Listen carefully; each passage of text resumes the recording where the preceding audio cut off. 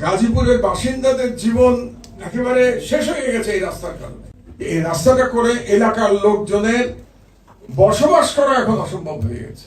আমার যদি ক্ষমতা থাকতো তাহলে এই প্রজেক্টের যে ইঞ্জিনিয়ার, আমি নিজে একজন ইঞ্জিনিয়ার, বুয়েটের ছাত্র, আমি বলছি এই প্রজেক্টের যারা ডিজাইনার ছিল, যে ইঞ্জিনিয়াররা, তাদেরকে আমি এখন জেলে নেওয়ার জন্য আমি বলতাম সরকারকে। সকল ডিআরটি প্রজেক্ট, এই যে একটা সকল flyover or whatever elevated expressway করা হয়েছে আপনার উত্তরা থেকে গাজীপুর পর্যন্ত, এই পুরো টাকাটা করে এলাকাকে ধ্বংস করে দেওয়া হয়েছে। এবং এখানে সব মিলে বোধহয় 4,000 কোটি টাকা এখানে ইনভেস্টমেন্ট। ওটা এখন পর্যন্ত এটা মানে শুরু করা যায় নাই, এটা কোনোদিন শুরু করা যাবে না, because the design is wrong.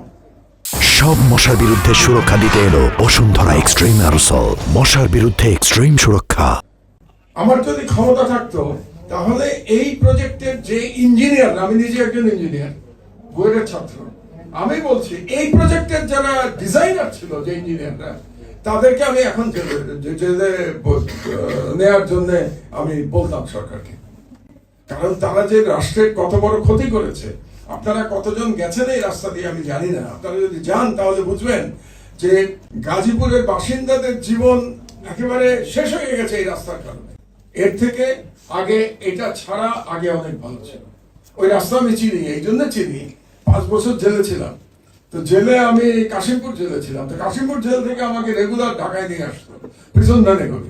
তো আমি রেগুলার ওই রাস্তা দিয়ে আসতাম, তখন এটা ছিল না, আগের রাস্তা দিয়ে আমি আসতাম, রাস্তায় কোনো প্রবলেম ছিল না, এটা করার কোনো প্রয়োজন ছিল না।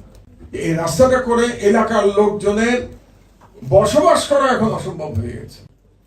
এটা ম্যাক্সিমাম দরকার ছিল যেটা, সেটা হচ্ছে জয়দেবপুর চৌরাস্তায় একটা ফ্লাইওভার দরকার ছিল, তাহলেই আপনার এই জ্যাম যেটা, এটা প্রবলেম সলভ হয়ে যেত।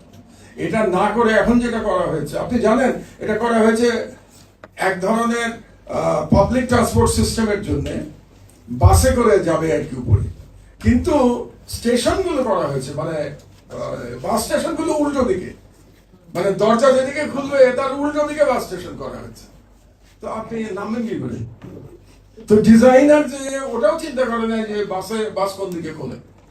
এবং যে পরিমাণ বাস স্টেশন এবং বাস স্টেশনের সাইজ যদি দেখেন, এগুলি বড় বড় রেলওয়ে স্টেশনেও এত বড় স্টেশন থাকে না, বাসের জন্য এত বড় জায়গা লাগে না বাস স্টেশনের জন্য। এবং এক একটা বাস স্টেশনের খরচ দেখলে আপনি চিন্তা করবেন।